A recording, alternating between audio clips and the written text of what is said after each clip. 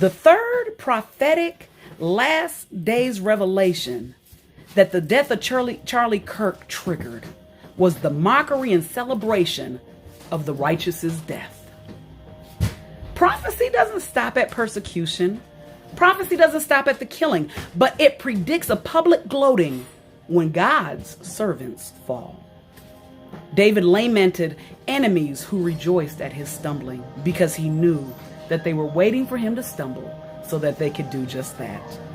At the cross, while Jesus was on the cross, lifted up in public shame for speaking the truth, crowds mocked Jesus.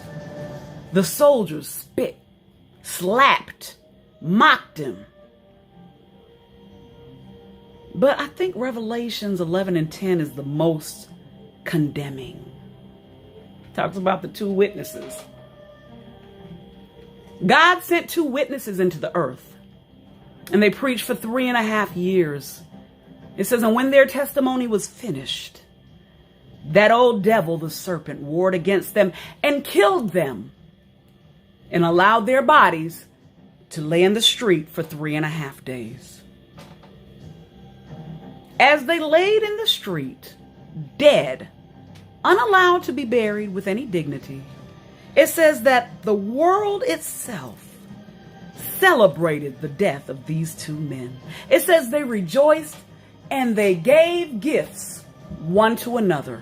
But I love how that scripture does not even end there. It says, because they tormented the world with their testimony. See, the world is tormented by the testimony of God. I can assure you, Charlie's testimony was not that different from that of the two witnesses. It was harsh to the ears of those who were set to do evil or had a comfortable, ear-tickling doctrine. It was evil. It was worthy of them to die because they cut them to their heart. They were cut like the Pharisees were cut to their heart. When God and Jesus told them, you are nothing but vipers, you are nothing but dead sepulchres, dead tombs full of whitewashed dead men's bones, that cut them to their heart. When Jesus flipped over those tables and he told them, y'all will not make my Father's house into a house of a den of thieves, for this is a house of prayer. And he flipped them tables over. It says after this point, Caiaphas said something very interesting. It is expedient for one man to die for the good of the nation. Habashedishe.